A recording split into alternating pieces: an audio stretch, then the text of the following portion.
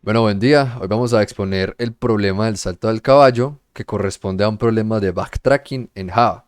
Entonces, lo que vamos a hacer es primero ver cómo funciona el movimiento del caballo en el ajedrez y posteriormente profundizar en el problema del salto del caballo y finalizamos con el código. Entonces, vamos a ver primero qué es el caballo en el ajedrez. Entonces, el caballo es una pieza que es distinta a las demás en su forma de moverse. Esta puede pasar por encima de las otras piezas y su movimiento es en L. Es decir, como vemos aquí en la imagen, puede subir dos y correr una hacia la derecha o a la izquierda, o asimismo hacerlo inversamente, que es decir, subir una y moverse dos. Este es el movimiento que describe el L, ahí que podemos visualizarlo correctamente.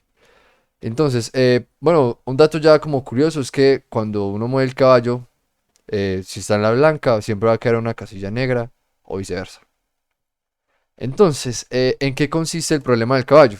El problema del caballo consiste en posicionar a este en cualquier casilla del tablero, pero este tiene que llenar absolutamente el tablero sin repetir casillas, como podemos ver aquí, que pues ya está lleno.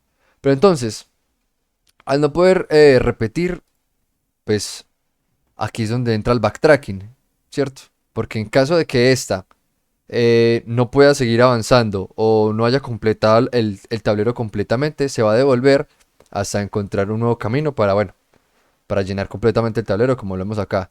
Entonces aquí hay un ejemplo de cómo se describe este movimiento.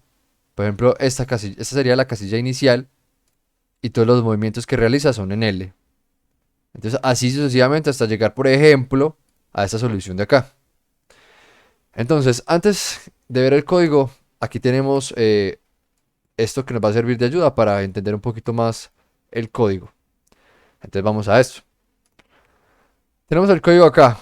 Y bueno, aquí tenemos entonces dos clases, que una sería para el código como tal en sí. Y aquí tenemos la parte principal del programa, ¿cierto? La main. Entonces vamos a ver primero el salto del caballo. Bueno, empezamos escribiendo un entero n, describe el número de casillas que hay en el tablero. El caso más común son 8, que es lo que representa el ajedrez. Aquí podemos ya definir el tamaño con respecto a este número. Tenemos un booleano que nos va a determinar si se puede ejecutar o no el programa. Y aquí tenemos eso de acá, que son los movimientos que realiza el caballo. Entonces, ¿por qué 2 1 1 2 menos 1 2 menos 2 1 menos 2 así sucesivamente? Bueno, entonces por ejemplo aquí tenemos este caballito que nos va a servir un poquito de ayuda. Entonces, como podemos ver y como lo vimos en esta diapositiva, se mueve dos hacia arriba y uno hacia la derecha o a la izquierda.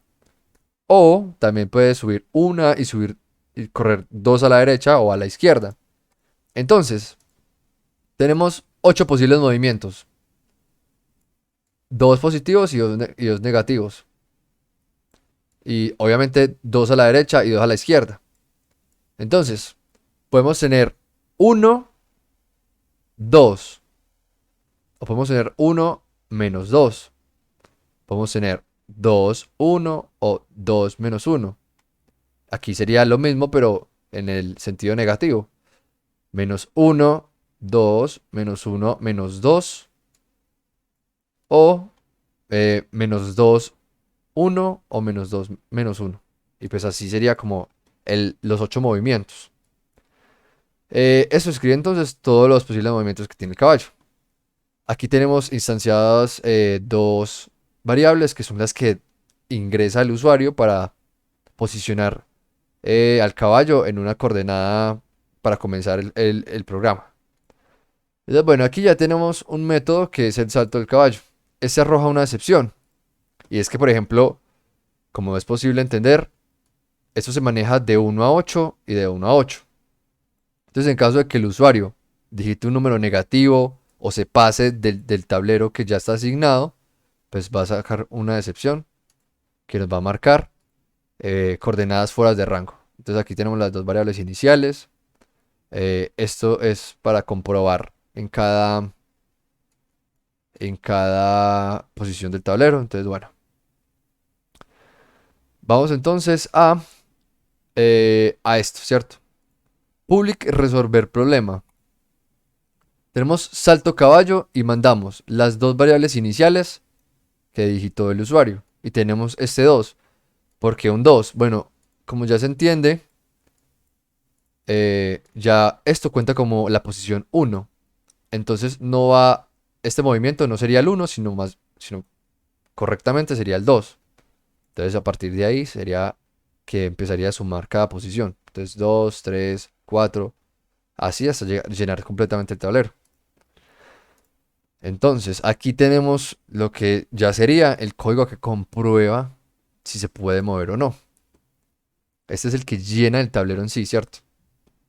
Entonces tenemos una posición X, una posición Y. Este es el contador K que nos va a ir sumando. Y bueno, tenemos entonces que la posición de X va a ser X más, entonces esto que permite los saltos del caballo. Entonces, bueno, aquí tenemos lo que determina si las coordenadas son aceptables. Entonces, por ejemplo, que la posición sea mayor o igual a 1, porque no podemos utilizar el 0, que esté dentro del tablero y no se vaya a salir, por ejemplo, que termine acá o acá. Y tenemos también que el tablero este sea igual a 0, ¿cierto?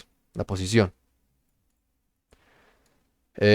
Bueno, entonces este es el que anota el movimiento. El caso de que, por ejemplo, todo eso sea aceptable. También tenemos otra comprobación en la que se analiza si ya se completó eh, el procedimiento, es decir, si ya se llenó completamente el tablero. Y tenemos este que nos ayuda a ahorrar las anotaciones. Bueno, entonces acá, por ejemplo, cuando ya está el éxito igual a true, ya podríamos decir que el tablero está cubierto completamente y ya se resolvió. Pero entonces, una vez se haya resuelto, eh, pues no va a tener forma como de decirlo, ¿cierto? De que, bueno, ya acabamos, entonces, ¿cuál fue el resultado? Entonces, para eso se hace este método, que es el que escribe el tablero, el que ya muestra las posiciones que designó el programa. Entonces, bueno, tenemos acá el que maneja la parte del I y la parte del Y. Y entonces, este de acá muestra lo que sería el número, ¿cierto? Para la primera fila. Y este de acá este es un salto de línea, ¿cierto? Entonces, para que se muestre como en la matriz, 8 por 8. Bueno, entonces, aquí ya tenemos el main, que pues podemos ver que se ingresa un valor para X, un valor para Y. Entonces, creamos una variable de la clase y decimos que la solución es un booleano. Y a partir de ahí, pues bueno, si la solución es true, se escribe el tablero.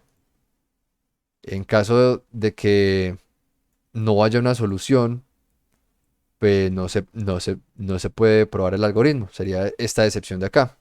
Que esta sería la que acompaña a esta, por ejemplo, de acá, coordenadas fuera de rango. Entonces, una vez como explicado el código, vamos a correrlo. Como vemos, nos pide una instancia para X. Entonces podemos colocar el 1. E igual para Y, 1. Como vemos, ahí nos arroja el tablero, una solución posible para esta condición inicial que marcamos para las dos variables. Esto también se puede hacer en otra variable. Por ejemplo, coloquemos 8 para X y 1 para Y. Tengamos en cuenta que X hace referencia a las filas, entonces si colocamos 8 sería la octava fila y la columna 1. Entonces aquí empieza otra vez el procedimiento. Ahora probemos la excepción. ¿Qué pasa si yo como usuario digito, por ejemplo, el 0 o un número negativo? Pues me va a decir que no se pudo probar el algoritmo, que es lo que tenemos acá descrito. Y, y dice que las coordenadas están fuera de rango, que es lo que designamos acá en la excepción. Y eso sería todo.